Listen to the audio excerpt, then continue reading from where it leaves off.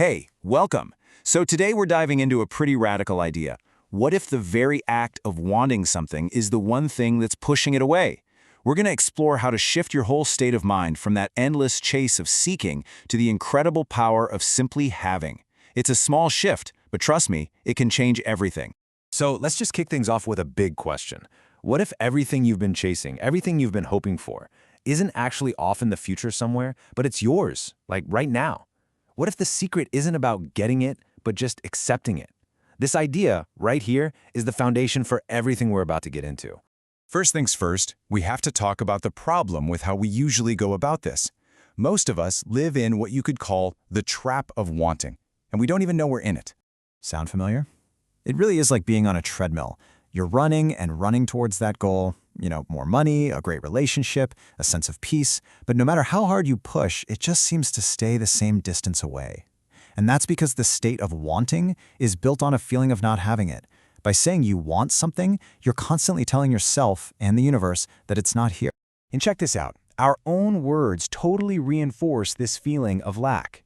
Look at the left side, the language of seeking. I want, I will be, I hope. Every single one of those phrases kicks your desire down the road, into the future. But now look at the right, the language of being. I have, I am. That describes right now, a present reality. It's such a subtle switch, but it is incredibly powerful. Okay, so how in the world do we actually make that shift? Well, to get there, you have to really wrap your head around the main principle here, which is the idea that your consciousness is what's creating your reality. And this is the big one. The idea here is that the world you're experiencing isn't some separate thing you're just walking through. No, it's more like a projection, a direct mirror of your own state of consciousness. Everything you see, everything you experience was first formed right inside your own awareness. It is the one and only reality. This quote just nails it. That feeling of awareness, that sense that you exist, your I am, it isn't just sitting there. It's the active, creative force behind everything. It's not some power out there that you have to beg for. The power is your own consciousness, your own sense of being. So, the real question is, what are you conscious of being? And that brings us to the most important change in perspective. Let's look at the actual strategy for getting out of that trap of wanting and into the state of having. This right here is the absolute heart of it. When you're thinking of your desire, you're looking at it from a distance. You are here, and your goal is way over there. But when you think from your desire, well, now you're mentally inside that state. You're not looking at it anymore. You're looking out at the world from it. I absolutely love this travel metaphor because it just makes it so clear.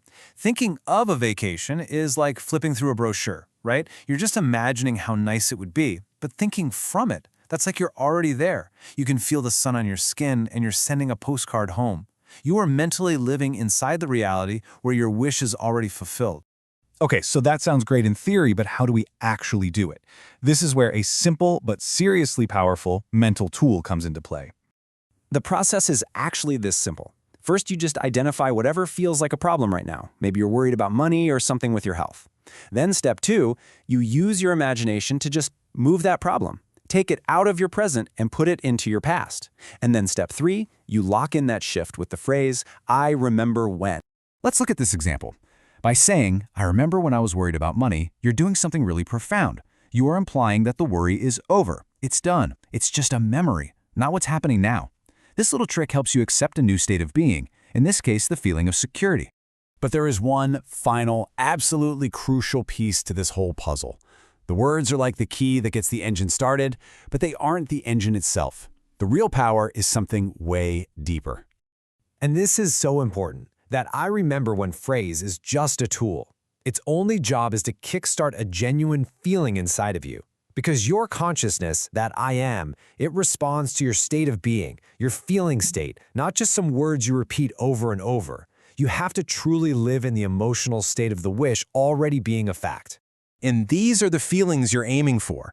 I mean, think about it. If your problem were really truly solved, how would you feel?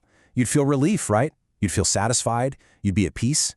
Your goal isn't just to think about these feelings, but to actually generate them and live in them. That feeling, that is the creative act.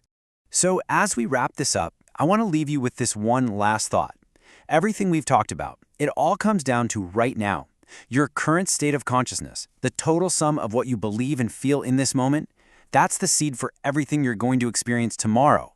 So the most important question you can ever ask yourself is this: what state am I choosing to live in right now? What am I being?